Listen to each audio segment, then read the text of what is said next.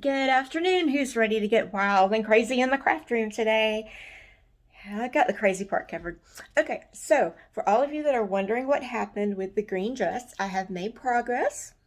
It is no longer hanging on the door.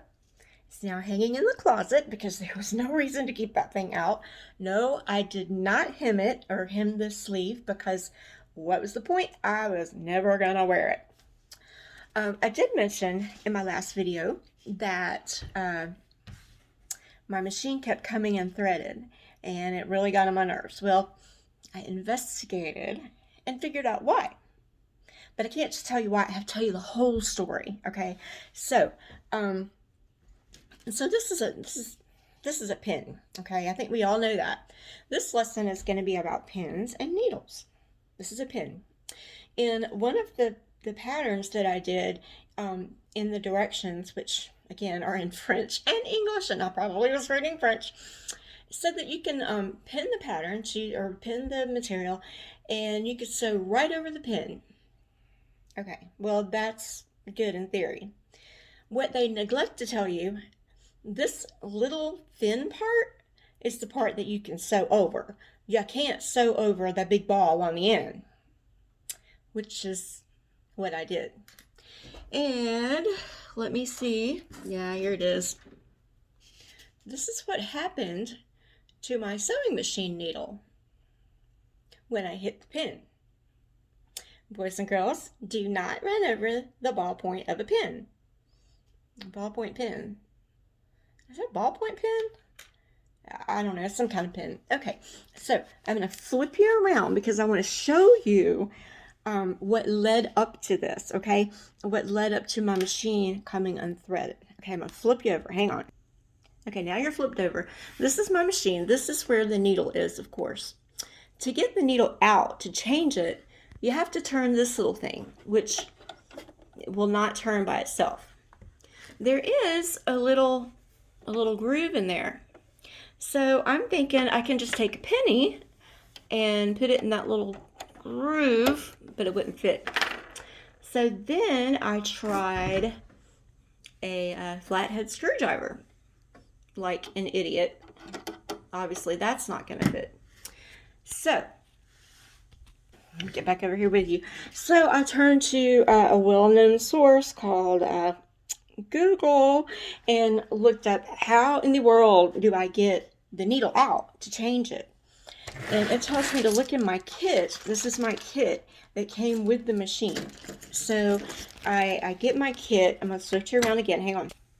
Okay, so I get my kit, and crap, I can't open it and hold this at the same time. Sorry about that. Okay, so it came with all these little things. Well, this little tool is what you use to take your needle off. You use this little groove like a screwdriver and you turn it, and then your needle comes off and you put the new one on there. Well, that's all well and good.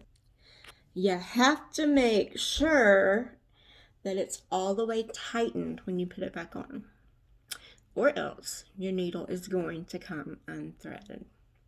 That's why it just wasn't tight enough. Tightened it up, machine's doing fine. Okay, while we're on the subject of pins and needles, let me just point out that the pins, hold on, pins come in these handy little plastic containers, but as you can see, mine don't really end up back in there. It's kind of like the proverbial, you have the clothes basket, you don't put the laundry in it, you put it beside it. Yeah, I don't know why I can have this sitting right here, and if I take pins out of something, they're going to go right here. Watch this. This is a magnet. Look at that! It's so easy to pick them all up. Now, as far as picking them up, these are scissors. And for some reason, they have like this feature, if you lay them down, and of course it's not going to do it now. Oh, come on. All right. Anyway, they have a certain magnetism to them that will pick up a pin. And when I go to pick up my scissors to cut, and there's a pin, it usually lands down here on the floor. That's a project. It's not trash. That's trash, but I did empty it. Okay. So, this is my floor. Let me just show you two different types of pins. This is the one I showed you earlier with the little ball. These are so easy to pick up off the floor. So I can do this all day long, and I probably could because they're all in my carpet. However, when you get to things like this, I don't know if you can see that. That's a pin, and it's like, there's another one, all the way down in the carpet. See, there's a pretty ballpoint one. I can pick it right up. But this is the other kind. And for some reason it sticks in the carpet. It doesn't have the ball. It has like this little straight T-shaped thing at the end. That's actually called a pin. I don't know why. Well, I guess so, because I don't like them. They don't like me. I'm not a dressmaker. So, yeah, I guess that's why they call them dressmaker pins. But when I drop those on the floor, they stick. They, like, automatically suck into the carpet. And there's so many, I can't get them up. These little plastic containers usually have between 250, 300 pins in them. Well, obviously this one doesn't anymore. Even if you count the ones that are on my table, it doesn't. And this is like the fourth container of pins that I bought in probably 3 months. A lot of them are in my floor. My poor daughter's boyfriend, I made him a blanket for Christmas. Now I can make blankets. I can make, quilt tops, that kind of thing. For some reason, and Johnny, I promise it was by mistake, I left all the pins on the inside of the blanket. Couldn't see him. But when he goes to get all cozy up in the blanket, he gets stuck by all these pins that I've left in there.